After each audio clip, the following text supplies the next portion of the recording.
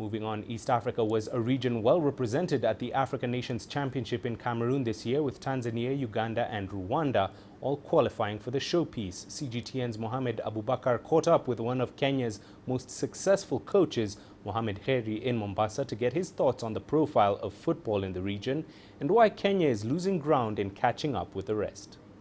I'm delighted to be in the company of former Kenya national football team head coach Mohamed Kheri. Thank you so much, Coach, for giving us your time. Thank you. Let's begin with the ongoing African Nations Championships, where we have 3 East African countries that have qualified for this competition: Tanzania, Uganda and Rwanda. However, Kenya is yet to qualify for this tournament. Do you feel the country is losing its footballing dominance in East Africa? Kusema kweli, to be completely honest, CHAN is a tournament that I expect Kenya to qualify for.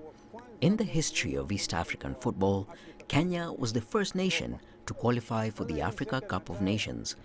The fact that we are now struggling to qualify for a second-tier tournament really baffles me. I put this down to 2 things. 1 is the never-ending wrangles with our federation, and 2, lack of proper structures, especially with talent development. You look at Tanzania, Uganda and Rwanda. They have steady youth development programs, but we don't. So it's not shocking to me that Tanzania, Uganda and Rwanda have surpassed Kenya, and if it continues like this, even Burundi will. Poor leadership is what is bringing our national team down.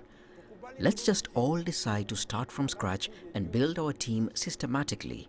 Invest our time and money on the youth teams. Look at our neighbors Uganda. They started this 10 years ago, and now they are reaping the fruits. Coach, you are a footballing great in Kenya, but here in the Coast Province, you're an icon. Do you feel this region has more to offer in terms of footballing talent in the country and in the continent as well? hapa pwani, tukirudi chini. Here at the coast, we also have to do the same. Start from the grassroots, because Kenya will never thrive without players from this region. I remember in the past, midfield players for the national team used to come from the coast region. Currently, I think the team just has 2 players from here, compared to yesteryears, where we used to have up to 9 players from the coast making the national team. But with proper systems in place, even at the county level here in Mombasa, we can nurture the talent here. Football is a well-paying profession, and we are naturally talented. It's just unfortunate that all this talent is still asleep. You've been a coach for the national team in 3 separate stints across 4 decades. Why do you feel Kenya is yet to live up to its potential? Ni kweli nimekuwa coach kwa. It's true. I've been a coach for 4 decades, and in my time, players used to play with so much heart and pride.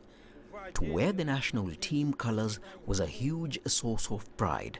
Whether there was money or not, when we saw the national flag in front of us while we were away from home, we were ready to die than let that flag down. Another thing is the lack of proper preparations. It's costing our team so many great opportunities. We always wait until the last minute, relying on government money to prepare for national team camps, for important qualifiers or even tournaments. So early preparations is what will help us reach far. Without this, we will continue watching our neighbors achieve big things. Wale ambao wanamatayarisha